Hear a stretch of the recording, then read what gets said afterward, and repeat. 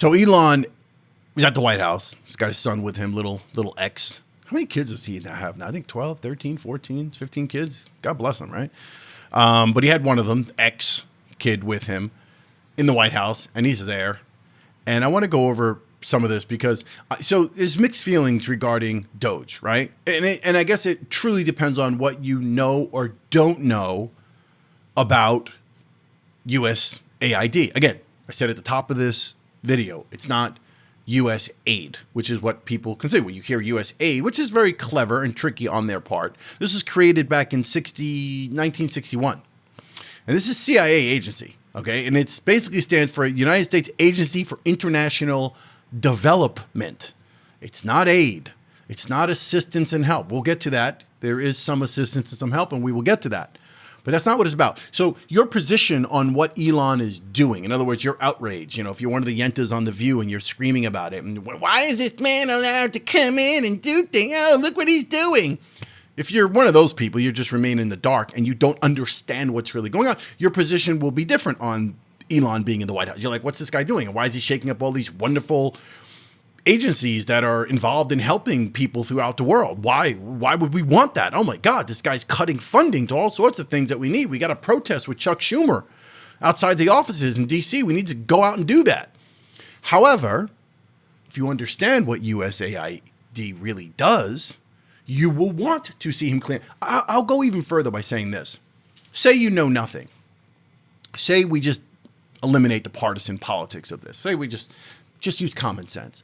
Does it not make sense to come into the government, which is supposed to be transparent and working for you, the American people, the American taxpayer? Would it not make sense that we should probably have some sort of auditing of all sorts of overinflated budgets and agencies and things that are taking taxpayer dollars and using them for God knows what, and we have no idea where the money's going, and then we find wasteful spending?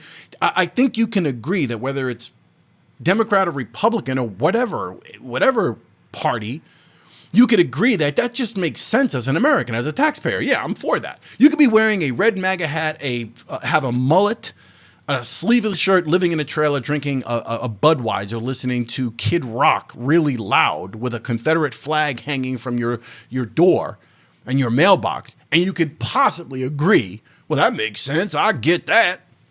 Or you can just, you could be someone else. You could be totally the opposite of that and be like, yeah, well, that makes sense. We would want to clean up corruption. Okay, so let's get into USAID, and let's talk about. Let's listen to Elon talk a little bit here, because I think this is interesting. Let's listen to a little bit of Elon. Has, in a lot of ways, currently more power than any elected representative, and this is not something that people want, and it's not. It does not match the will of the people. So it's just something we've got to fix. And we've also got to address the deficit. So we've got a $2 trillion deficit. And if we don't do something about this deficit, the country's going bankrupt. I mean, it's really astounding that the interest payments alone on the national debt exceed the Defense Department budget, which is shocking, because we spend a lot of money on defense. But and if that just keeps going, we're essentially going to bankrupt the country. So what I really want to say is, it's not optional for us to reduce the federal expenses. It's essential.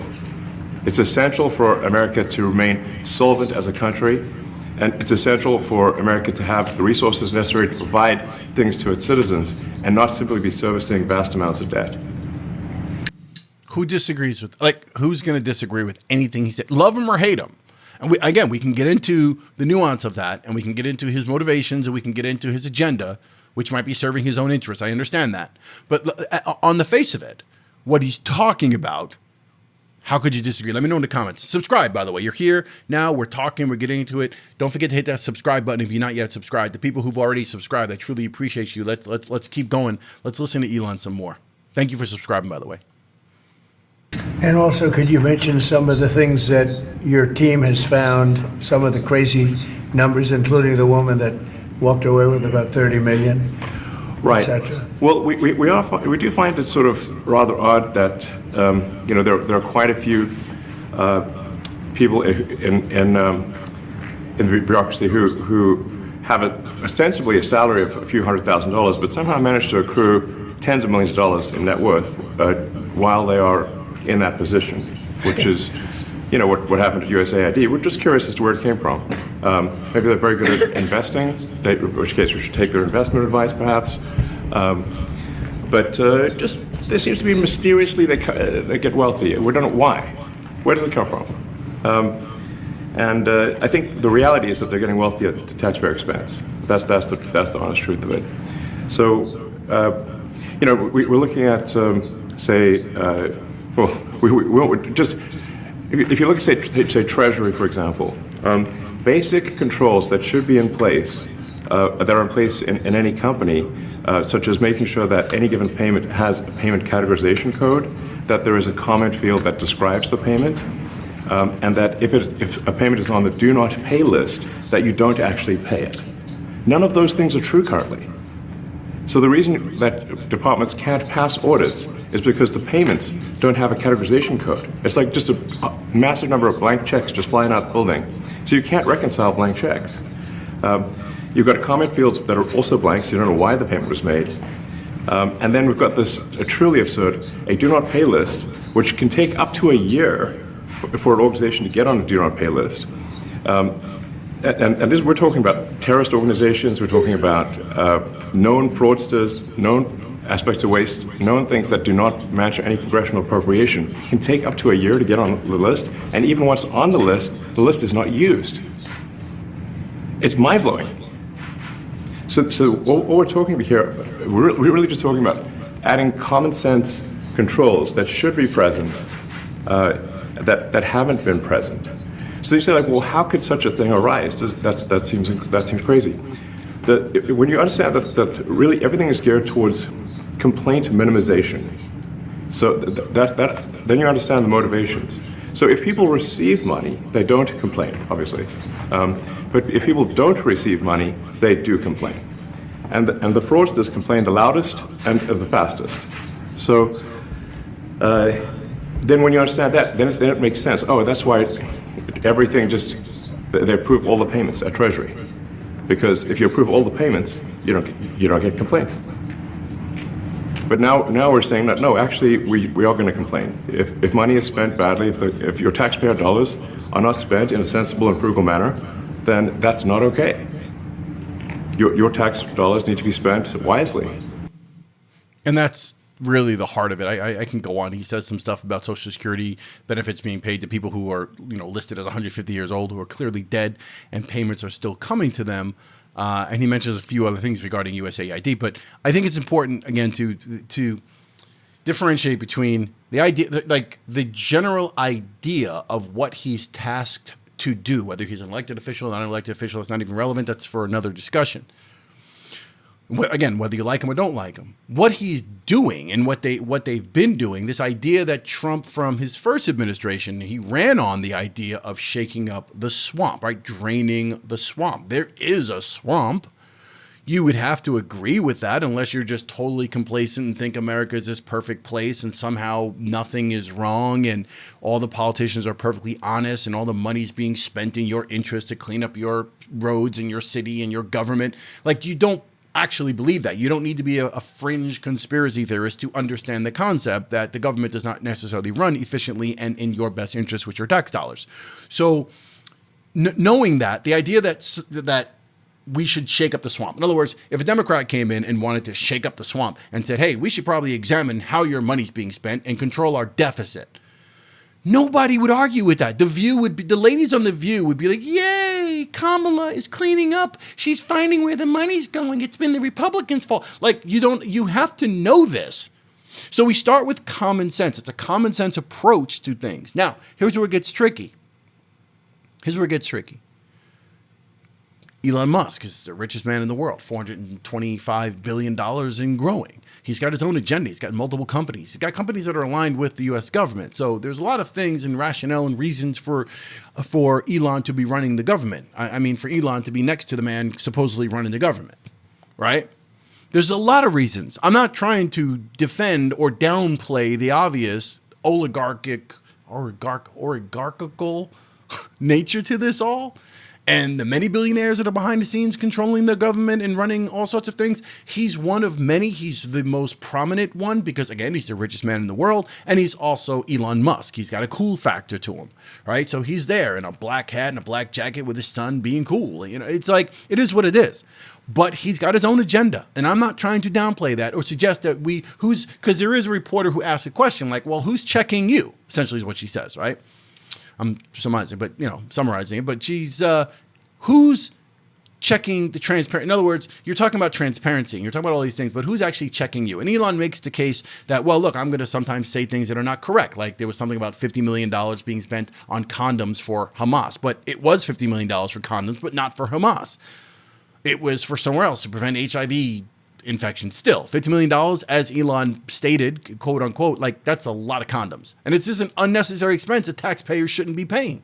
We have plenty of problems here when it comes to sexual education, with all sorts of programs we should be funding for women, for young men in inner cities, low economic environments, where we should be doing all sorts of things to keep families together in order to, or to not build families when you can't afford families. We should be doing tons of things. We should be funding all sorts of programs from an educational standpoint, from a resource standpoint, safety, health resource.